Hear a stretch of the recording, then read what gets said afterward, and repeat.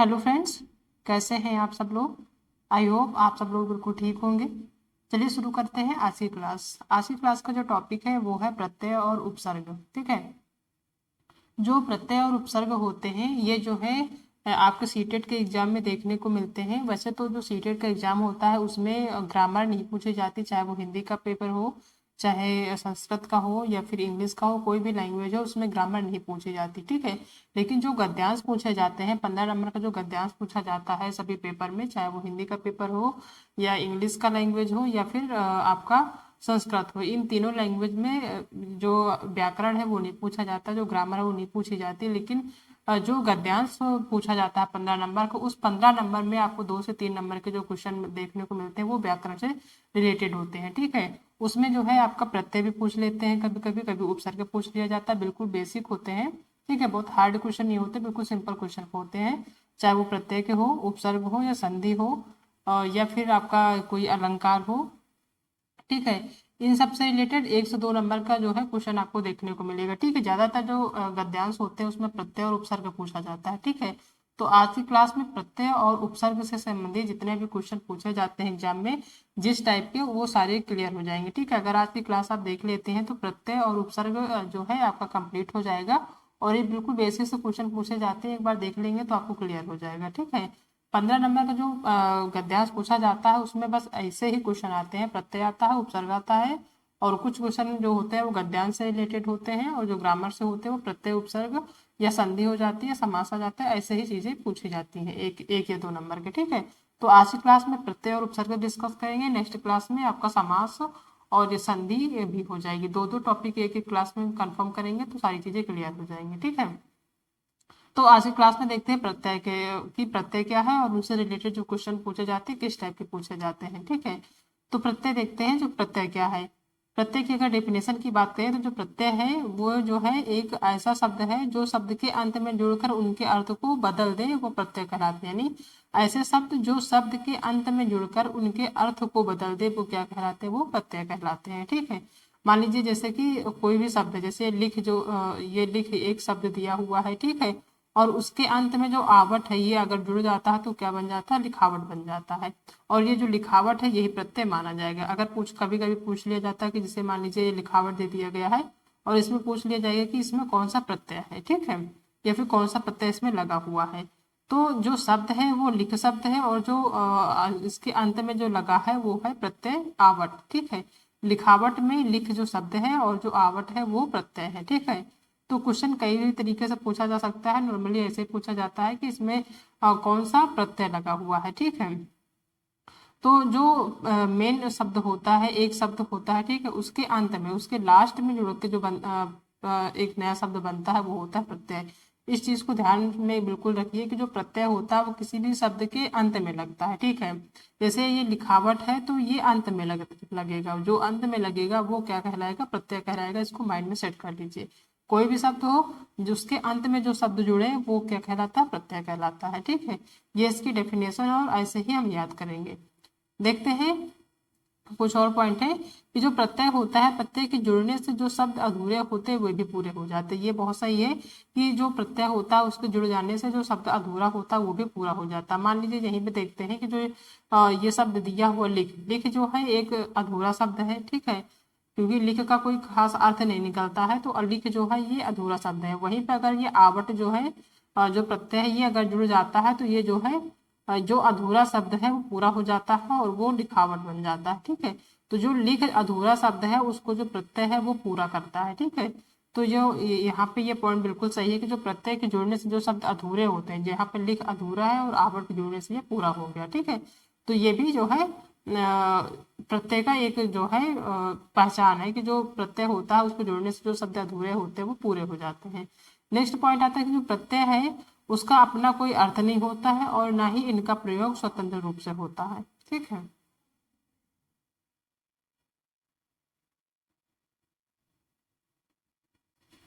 ये जो प्रत्यय होता है, प्रत्यय का अपना कोई अर्थ नहीं होता और ना ही इनका प्रयोग स्वतंत्र रूप से होता है। मान लीजिए यहाँ पर लिख दिया हुआ है तो इसका कोई अर्थ है आपको समझ में नहीं आया, इसका कोई खास अर्थ नहीं है। ठीक है।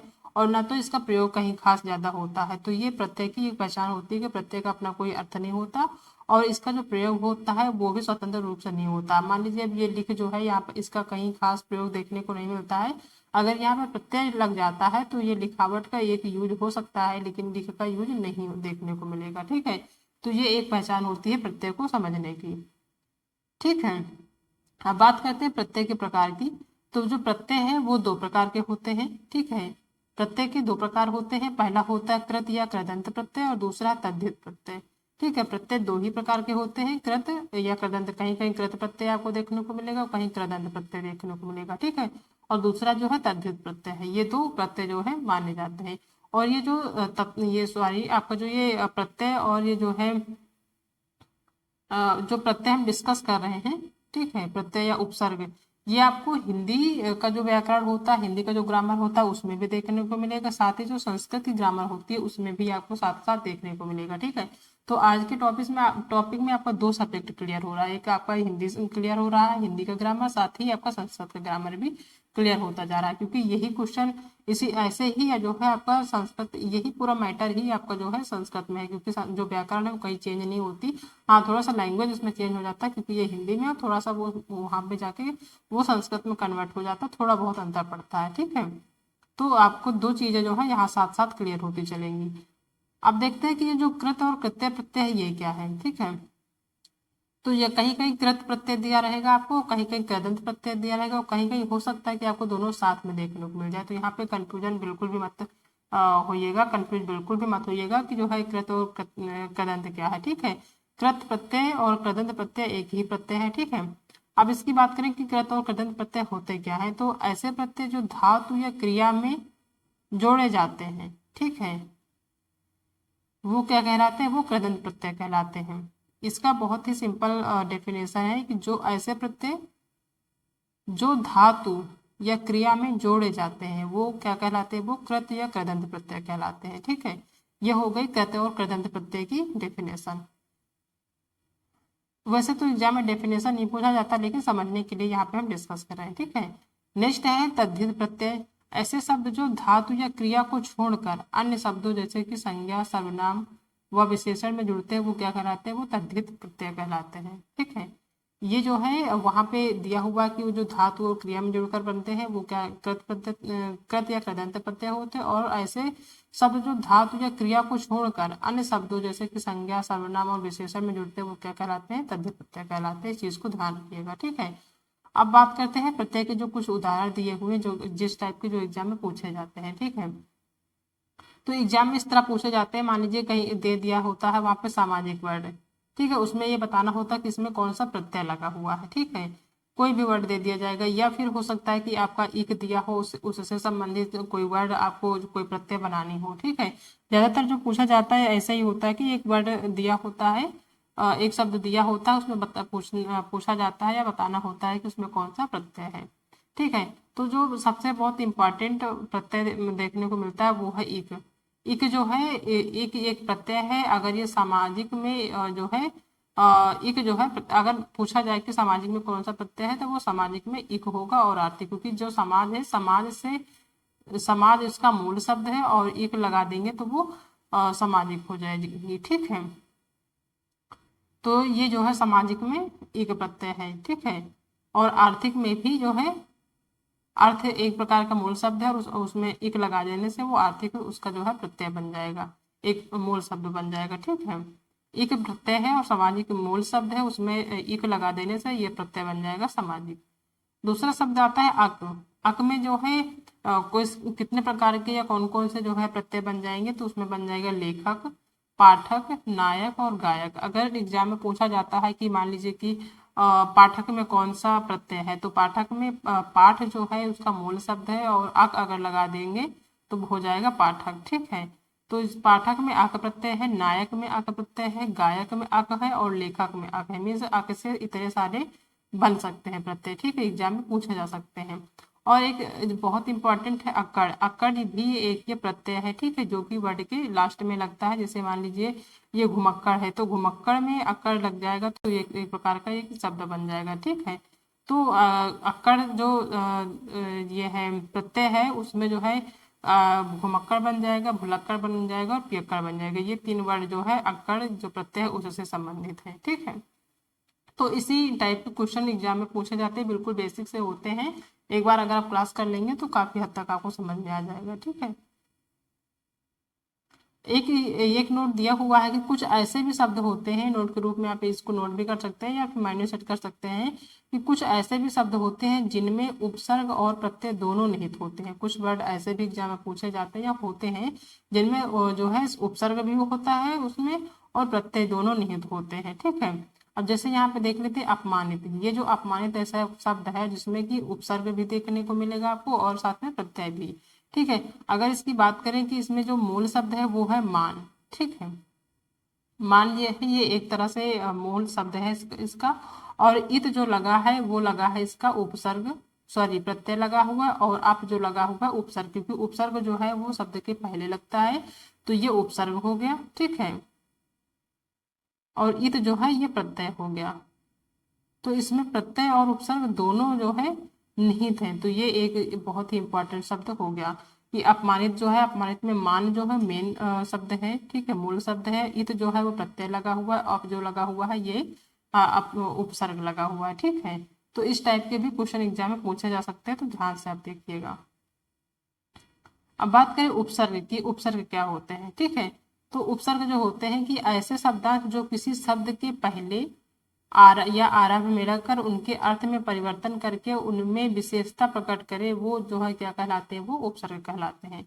ठीक है, प्रत्यय में आपने देखा कि जो प्रत्यय होता है वो शब्द के पीछे लगता है। ठीक है, कोई भी शब्द है जैसे मान लीजिए राम है तो इसके पीछे जो लगेगा वो होगा उसका प्रत्यय। ठीक है, और अगर उपसर्ग की बात करें तो अगर ये जैसे मान लीजिए राम है, राम के पहले जो शब्द जुड़ेगा या लगेगा वो हो जाएगा उपसर्ग। इस चीज को हमेशा माइंड में सेट करके चलेंगे तो कभी जो है क्वेश्चन गलत नहीं होगा।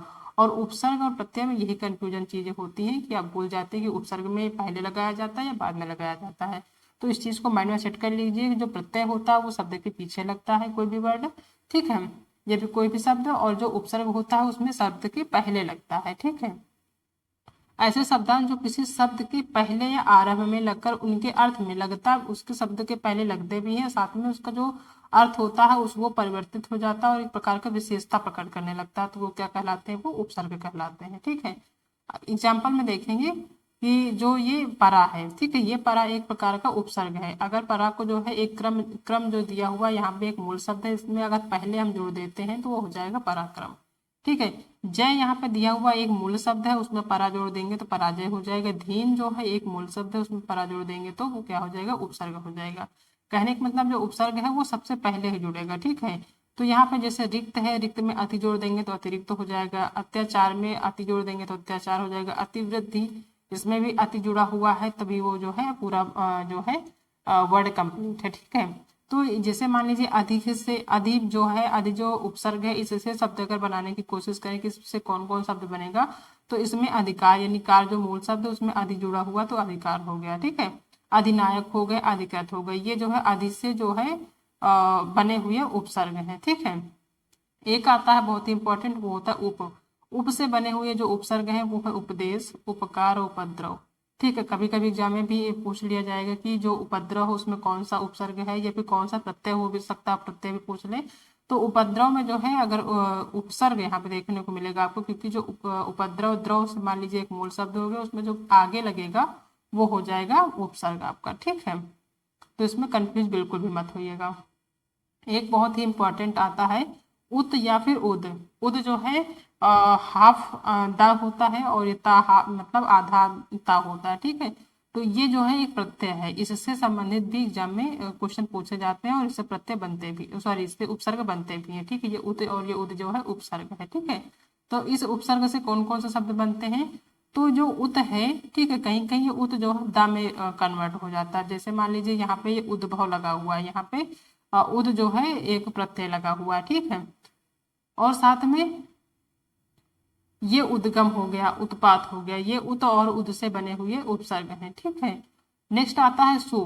जैसे सु हो गया, यहाँ पे सु छोटा उ होगा। ठीक है, तो सु अगर उपसर्ग लगता है तो स्वागत या फिर सुस्वागतम हो जाता है, सु अवसर हो जाएगा, सुसुमन हो जाएगा। ठीक है, ये जो है शब्द के पहले लगते हैं। आप अगर इस चीज को माइंड में रखेंगे कि जो उपसर्ग होता है वो शब्द के पहले लगता है और जो प्रत्यय होता है शब्द के बाद में लगता है, तो ये आप हमेशा याद रखेंगे तो कभी भूलेंगे नहीं, कोई भी क्वेश्चन आपका गलत नहीं होगा। अगर दूसरा आता है प्रा, प्रा उपसर्ग है, उससे अगर शब्द बनाने की कोशिश करें तो जो है प्राजय हो गया, ठीक है, प्राजय। दूसरा होगा प्रदेश हो गया, प्रबल हो गया, प्रकृति। यहाँ पे ये तो मुश्किल है, ये नहीं होगा, लेकिन ये प्रदेश, प्रबल और प्रकृति ये तीन चीजें प्र से जो है संबंधित है, प्रा उपसर्ग से ही बनाई गई है या फिर बनती है, ठीक है। अगर क्वेश्चन पूछा जाता है कि प्रदेश में कौन सा उपसर्ग है, ठीक है, तो प्रदेश में कौन सा उपसर्ग है, वो है प्रा। प्रा जो है ये उपसर्ग माना जाएगा, ठीक है।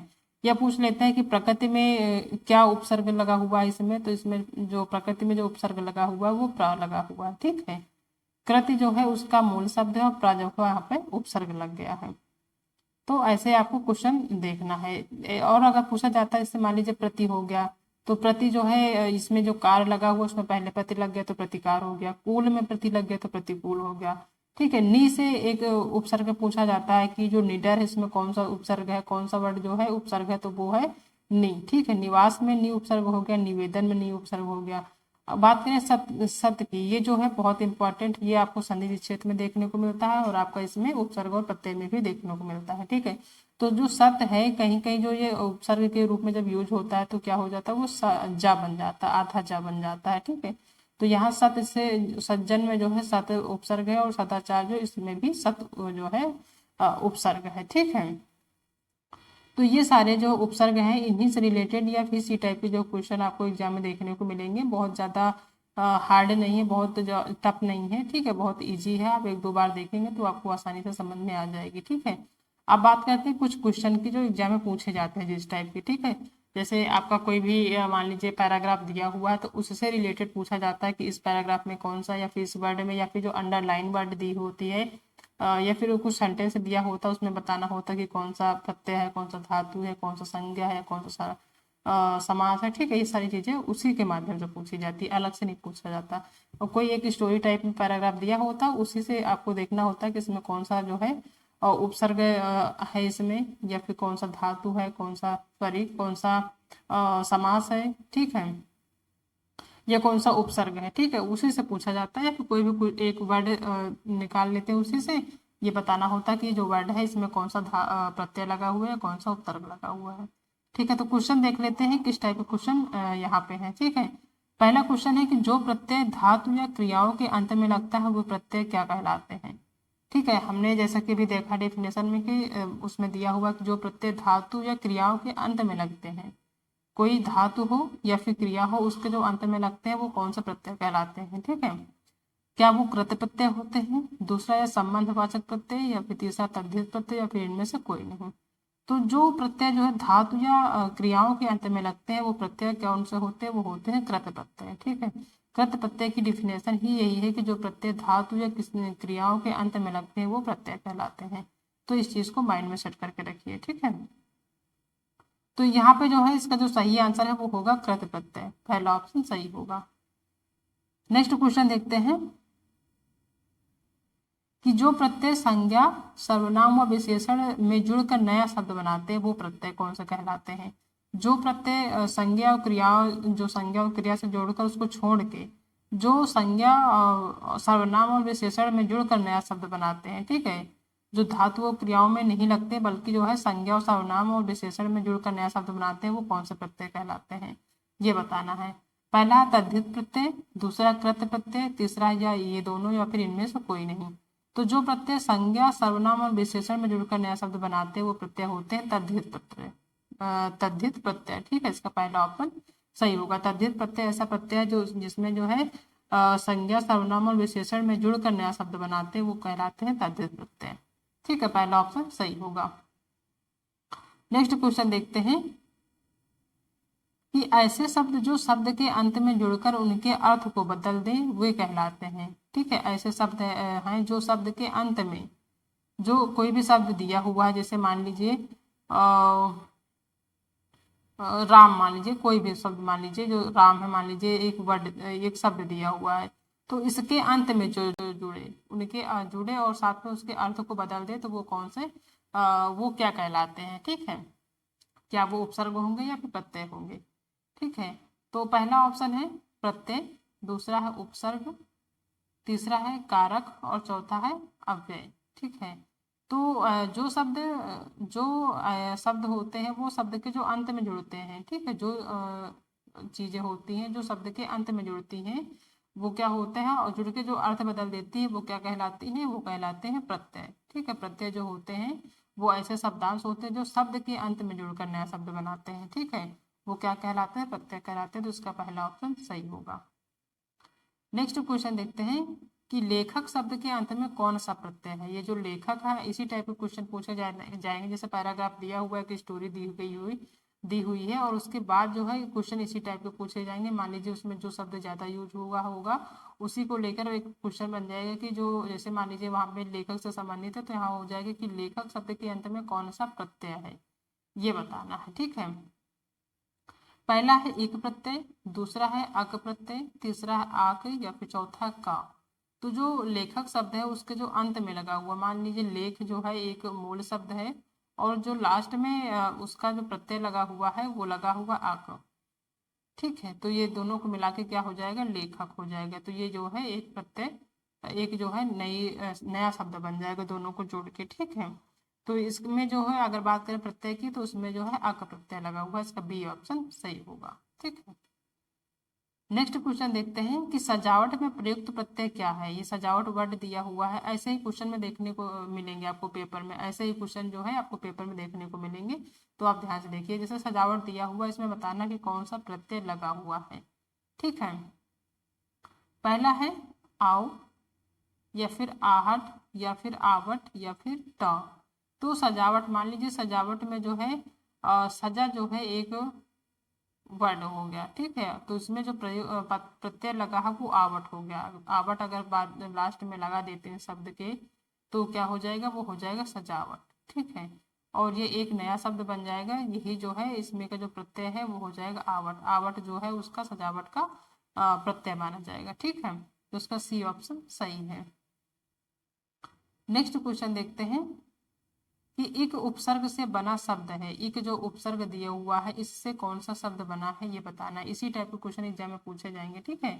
तो इसको ध्यान से देखिएगा, जो एक उपसर्ग दिया हुआ है कि जो एक उपसर्ग है इससे बना शब्द कौन सा है, ठीक है। पहला है अनंत, दूसरा है अपेक्षा, तीसरा अवैतनिक और चौथा अन्वेषण।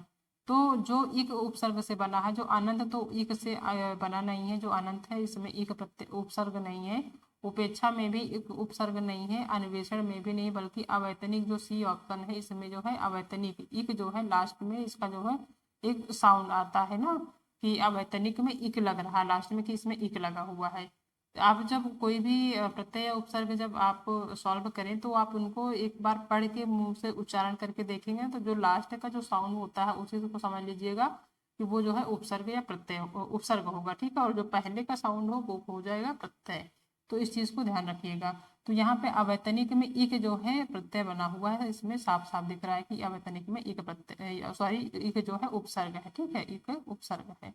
तो इसका सी ऑप्शन सही होगा। नेक्स्ट क्वेश्चन देखते हैं कि जो किसी शब्द के आरंभ में लगकर उनके अर्थ में परिवर्तन करके उनमें विशेषता प्रकट करे वो कहलाते हैं। यहाँ पे क्या हो गया, यहाँ पे आरंभ की बात हो रही है ना कि कोई शब्द है उसके आरंभ में लगता है तो उसके अर्थ में जो परिवर्तन की जाती है और एक विशेषता जो प्रकट करते हैं वो कौन सा वो क्या कहलाते हैं, क्या वो प्रत्यय हैं या फिर उपसर्ग हैं या फिर कृत प्रत्यय है या फिर ये सभी हैं। तो यहाँ पे जो आरंभ में लगते हैं कोई भी वर्ड दिया हुआ उसको जो आरंभ में लगता है वो क्या है, वो जो है उपसर्ग माना जाएगा, ठीक है। इसका बी ऑप्शन सही होगा।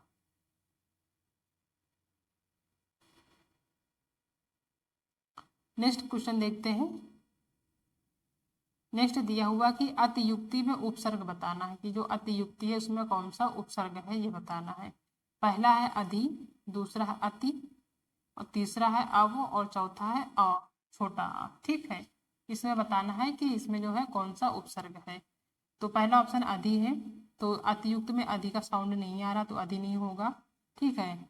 और दूसरा है अति, तीसरा है अव और चौथा छोटा अ। तो जो अति युक्त है, मान लीजिए युक्ति जो है मेन वर्ड हो गया, ये जो है ये मूल शब्द हो गया, इसमें जो अति लगा हुआ है वो उपसर्ग हो जाएगा। तो ठीक है, यहाँ पे क्योंकि अति युक्ति में जो अति का जो है एक तरह के साउंड आ रहा है, वो समझ में आ रहा है कि इसमें जो है अति ही उपसर्ग होगा। तो इसका बी ऑप्शन सही होगा कि इसमें जो उपसर्ग लगा हुआ है वो कौन सा लगा हुआ है, अति लगा हुआ है। ठीक है, तो इसका बी ऑप्शन सही होगा। नेक्स्ट क्वेश्चन देखते हैं कि इनमें बताना है कि जो अभ्यास, अभिमुख, अभियान, ये तीन जो शब्द दिए हुए हैं, इसमें जो है प्रयुक्त उपसर्ग को चुनिए। इसमें कौन सा उपसर्ग दिया हुआ ये बताना है। ठीक है, पहला है ऑप्शन कि अन, दूसरा है अप, तीसरा है अद और चौथा है अभी। ठीक है, तो जो शब्द है अभ्यास, मान लीजिए तो इसमें एक साउंड आ रहा है ना कि अभी, अभी का जो है अभ्यास, अभिमुख, अभिमान, इसमें जो साउंड आ रहा है वो आ रहा है अभी का। ठीक है, तो यहाँ पे जो प्रयुक्त उपसर्ग माना जाएगा वो अभी ही माना जाएगा। तो इसका डी ऑप्शन सही होगा। ठीक है, यहाँ पे ये तीन जो वर्ड दिए हुए हैं इसमें कौन सा उपसर्ग है, तो वो है अभी। ठीक है, डी ऑप्शन।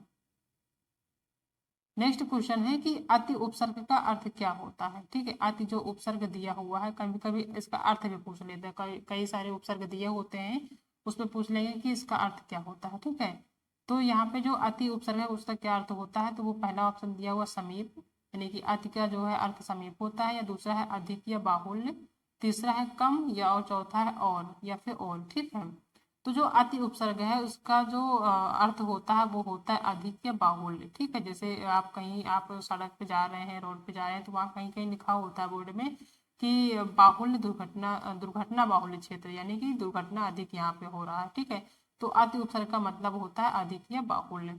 ठीक है, यानी कि ज्यादा, एक तरह से कहें तो इसका जो है बी ऑप्शन सही होगा। ठीक है, तो बी ऑप्शन सही होगा यहाँ पे। नेक्स्ट क्वेश्चन देखते हैं कि उच्चारण शब्द में उपसर्ग बताना। जो उच्चारण शब्द दिया हुआ ये बहुत इंपॉर्टेंट है, एग्जाम में पूछा जाता है, तो इस चीज को ध्यान से रखिएगा। जो उच्चारण शब्द है इसमें जो है आपको उपसर्ग बताना है। पहला है उ, यानी कि छोटा उ, दूसरा है उच्च, तीसरा है उत और चौथा है उच्च, यानी कि उच्च यहाँ पे आधा उत है। ठीक है, और डी नंबर है उच्च। ठीक है, तो यहाँ पे जो उच्चारण का जो उपसर्ग है वो है उत। ठीक है, उत से जो है उच्चारण बना हुआ है, जो उत है आधाता यहाँ पे ऐड हो गया है, तो उत से जो उच्चारण शब्द बन गया है, तो यहाँ पे जो उपसर्ग माना जाएगा इसका माना जाएगा सी, यानी कि उत जो है इसका उच्चारण में जो उपसर्ग है वो उत उपसर्ग उपसर्ग लगा हुआ है। ठीक है, इसमें उत जो है उच्चारण में छिपा हुआ है, एक तरह से कहें तो। ठीक है, तो इसका सी ऑप्शन उत सही होगा। नेक्स्ट क्वेश्चन देखते हैं कि ई प्रत्यय किस शब्द में नहीं है। इसमें बताना है कि जो ई प्रत्यय है वो कौन सा ऐसा शब्द है जिसमें नहीं है, कौन सा ऑप्शन में नहीं है। पहला है तेली, दूसरा है माली, तीसरा है अलबेली और चौथा है रंगीला। तो आपको जब आप पढ़ेंगे तो एक साउंड आता है ना तेली, यानी कि लास्ट में ई का आता है, माली में लास्ट में ई का आता है, अलबेली में लास्ट में ई का आता है, लेकिन जो रंगीला है इसमें ई का नहीं आता बल्कि बड़ा आ का आता है। ठीक है, तो जो यहाँ पे निगेटिव पूछ रहा है कि यहाँ पे नहीं है, तो ये तीन चीज में तो ई का जो प्रत्यय, यानी कि ई जो प्रत्यय है उसका साउंड हो रहा है, माली में भी हो रहा है, सॉरी तेली में भी, माली में भी, अलबेली में भी, लेकिन जो रंगीला है इसमें जो है ई का प्रत्यय साउंड नहीं हो रहा है, यानी कि ई इसमें नहीं है। तो यही ऑप्शन सही होगा, जो निगेटिव, निगेटिव का ऑप्शन निगेटिव ही सही होगा। ठीक है, नेक्स्ट क्वेश्चन देखते हैं कि जो खिलाड़ी और गमनीय शब्द है इसमें कौन सा प्रत्यय है। ठीक है, एग्जाम में इस टाइप के भी क्वेश्चन पूछे जा सकते हैं कि हो सकता है दो दो चीजों के एक साथ पूछ ले उसमें कि कौन सा उपसर्ग है या कौन सा प्रत्यय है। ठीक है, तो यहाँ दिया हुआ कि खिलाड़ी और गमनीय जो शब्द है उसमें कौन सा प्रत्यय है ये बताना है।